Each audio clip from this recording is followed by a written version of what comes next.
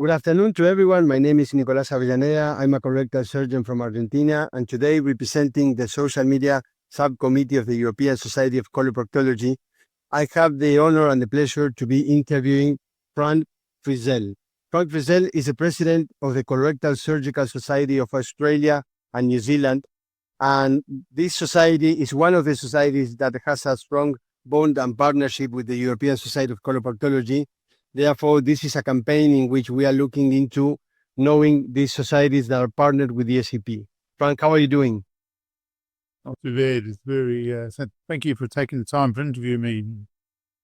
That's fine. Thank you. Thank you very much for the time. So, Frank, would you like to tell us a little bit about yourself and about what you have, your career and everything? Sure. I'm from New Zealand. So that's people often think of the Colorectal Society of Australia and New Zealand as being full of Australians, but actually it's got a few New Zealanders and scattered amongst it because it is a joint, a binational society. I grew up here in New Zealand, trained in general surgery, and subsequently went to America to my clinic and did a fellowship in colorectal surgery, then moved to Scotland.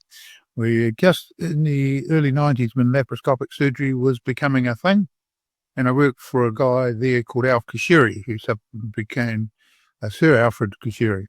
And I did laparoscopic surgery there. In the mid-90s, I returned to New Zealand and have been here ever since. And I'm employed both by the public hospital system and for the university. And I undertake a amount of research, a lot of clinical trials, but my main research activity is about what drives sporadic bowel cancer and what is the actual drivers around the molecular changes for sporadic bowel cancer. And with that, the development, what's evolved with early onset bowel cancer has given us a new insight into that. And so I've always got a lot of postgraduate students and postdocs, so that's very interesting. It's the clinical work I do. For a long time, I've spent a lot of time doing exenterative surgery. These days, the growth of minimally invasive surgery.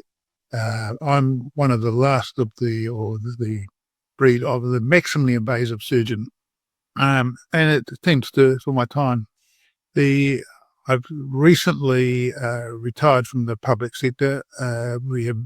We encourage retirement at 65, and so I've followed on, but I'm still involved doing other work for the public system and working for the university and in private practice. So I'm finding it quite rewarding, and I really enjoy my activities with the Colorectal Surgical Society, and it allows me to try and influence policy and what's going on. I'm also a medical advisor for bowel cancer in New Zealand, and that allows us to try and put some pressure on the government to both encourage sort of treatment options and adjust screening and other activities relevant to colorectal world. That's actually very interesting, and also all the activity. Actually, I think that you have seen the onset of laparoscopy since the 90s till now. Everything has changed a lot. Of course, for young people like me, it's history, right? But we didn't live it. We were trained in the laparoscopy area, and nowadays, conventional surgery seems to be like an awkward word. Not for me, but so it's interesting. And you are actually leading the Colorectal Surgical Society of the Australia and New Zealand.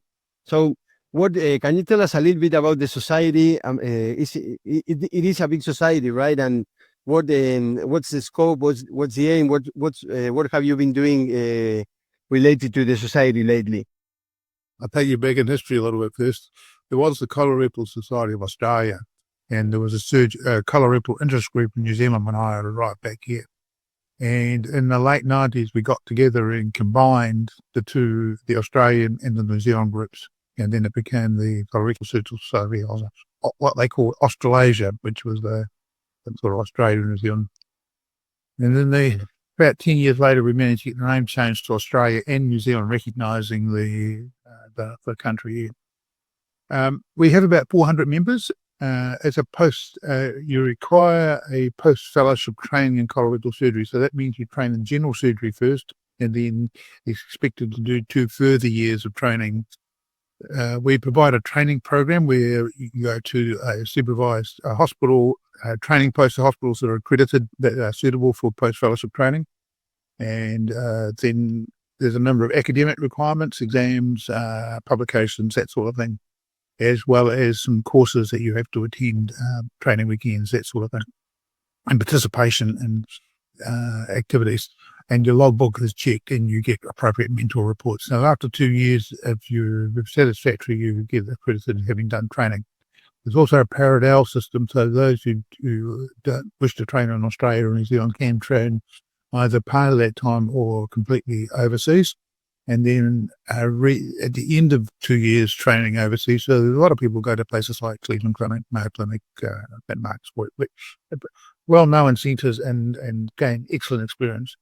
And then they apply with their logbooks for recognition of their training within their CSSA program. And then there's usually a few more hoops to jump over in regard to the academic side and about what they've done differs from what our locally trained people have, but we can usually align that. So that's the training program. Once you are recognised as a appropriate standard, you're welcomed into membership, and then you submit information for a couple of years to make sure that your performance is adequate and that you are delivering at the right level. We have quite an amount of local activity, journal clubs, meetings, CME activity, which is all aimed to try and keep people together and with sort of bonds of friendship and collegial support. And we also try to provide support where people have issues.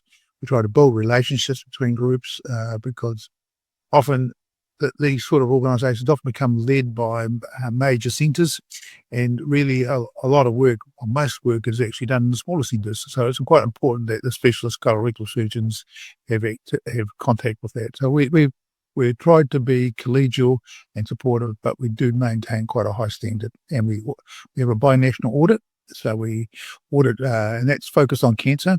And so we make sure people stay within the parameters, and that we collect their data to let us know what the real world outcomes are for patients. Again, this is all very interesting. I've been actually working with some of the people who are involved in the National Colorectal Cancer Database from Australia and New Zealand. And that is a very, very important and interesting project, and how things are organized there and everything. I am a huge admirer of all the system. But since I don't want to take too much time of you, what I wanted to ask you is, we are going to meet with you in Paris this year for the Tripartite meeting. Your society is one of the societies which will be organizing the Congress. So what should we expect from your society? What's coming on Paris? How can we engage people to come? I think you'll find that you will not want to have a colorectal illness over the time of the conference in this part of the world, because I think that it'll be a shortage of colorectal surgeons in Australia and New Zealand. I think there'll be a complete abandonment of many posts as people flock to Paris. People have been looking forward to this meeting for some time. But I am concerned about the effect of so many Australians arriving in Paris on the Paris beer supply. But we'll see how that is. We'll see if it's up to standards to cope with the thirst the Australians can bring to this conference. You'll end up, we're very keen to be involved. We participate at many levels, both the organisational and the delivery side, and there'll be a large number of audience attendees. This is a real treat. The CSSA and the section of the college have been involved for Tripartite for a long time, since the start, and is always very well attended. But the Paris is a real highlight now. The European Society is involved, and we're really looking forward to this and sort of building relationships. We're a long way from Europe and a long way from the Northern Hemisphere group that participate in this. So many people will be taking extra leave and so that they can spend time around France and around Europe. And look, and for because we have the opposite season, this will be quite attractive to us to avoid the end of the winter here. Yeah, I agree. It's the same for me. I'm in Argentina, so I also have to cross the pond to get to the meeting, and also the weather considerations and everything is the same.